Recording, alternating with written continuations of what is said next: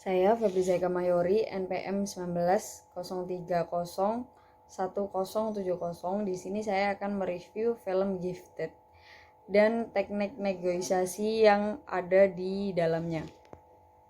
Film ini berjudul Gifted yang rilis pada tahun 2017 yang membahas tentang perebutan hak asuh anak. Mary, ibunya Mary itu bernama Diane Adler. Karena Diane Adler sudah meninggal, jadi dia itu dulu tinggal dan diasuh bersama pamannya. Lah, perebutan hak asuh ini diperebutkan oleh dua belah pihak. Yang pertama, konstituen pertama ada Frank, pamannya sendiri, dan konstituen dua ada Evelyn, nenek Mary sendiri. Mary itu meninggalkan Mary waktu Diane meninggal. Tapi sebelum Diane meninggal, Diane itu udah ngasih hak asuh ke pamannya itu tadi yang bernama Frank.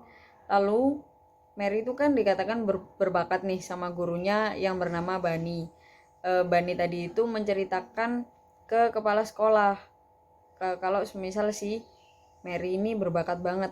Nah, akhirnya kepala sekolah ini menghubungi si Frank. Dia menghubungi Frank selaku wali Mary dan merekomendasikan Mary untuk pindah sekolah yang lebih baik. Tapi Frank itu nolak. Frank sendiri itu nggak setuju kalau semisal si Mary itu mau dipindahkan ke sekolah yang lebih baik, karena Frank itu tidak ingin Mary kehilangan masa kecilnya atau masa bermain bersama teman-temannya.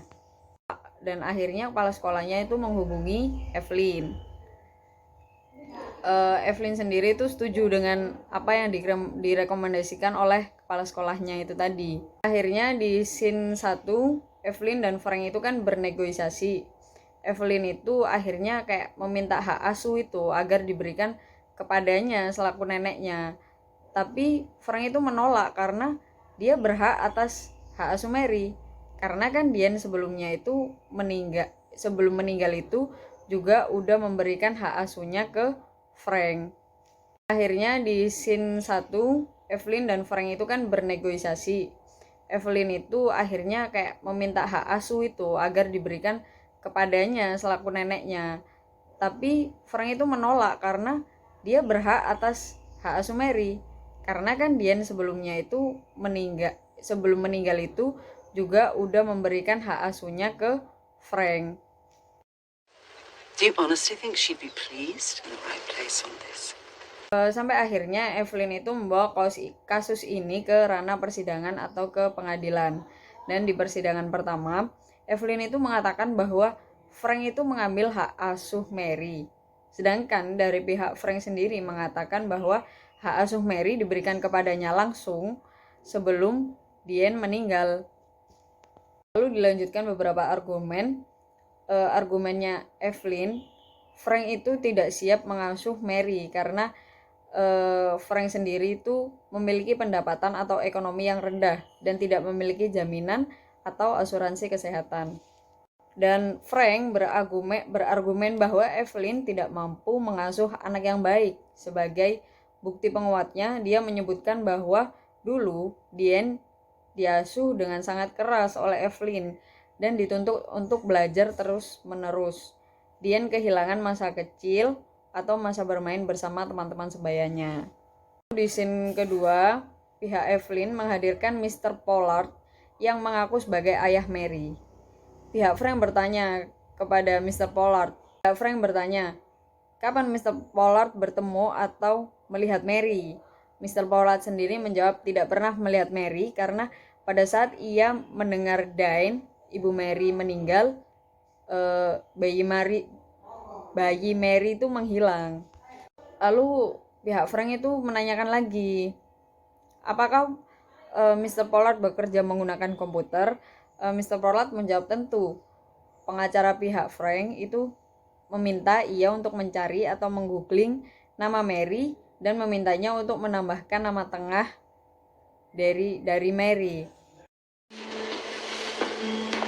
It's a newspaper article called Not So Terrible Too. Lalu pengacara Frank mengatakan bahwa pembelaan dari Mr. Pollard tidak dapat mengenal Namun Pollard terlihat ragu dan menatap pengacara itu. Lalu pengacara itu kan menyebutkan nama tengahnya Mary itu.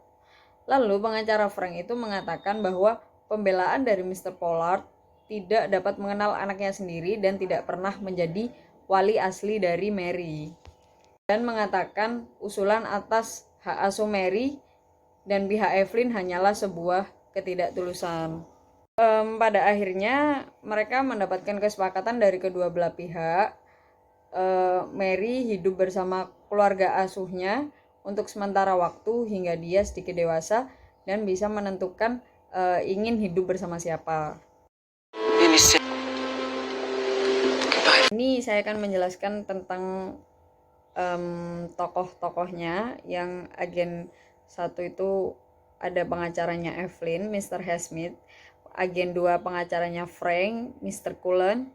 Lalu di konstituen 1 ada Frank, konstituen 2 ada Evelyn.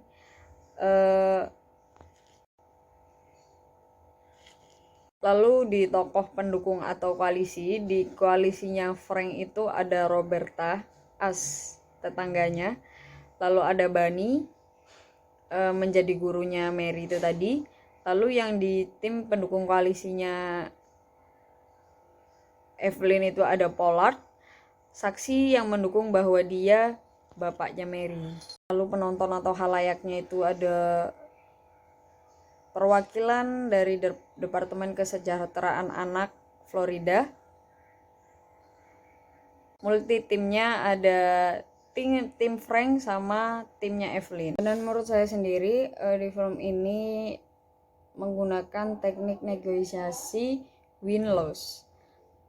Merupakan strategi yang bertujuan untuk memperoleh kemenangan dengan keinginan untuk mengalahkan pihak lain yang menguntungkan diri sendiri dan merugikan pihak lain. Sekian, terima kasih. Kurang lebihnya mohon maaf. Wassalamualaikum warahmatullahi wabarakatuh.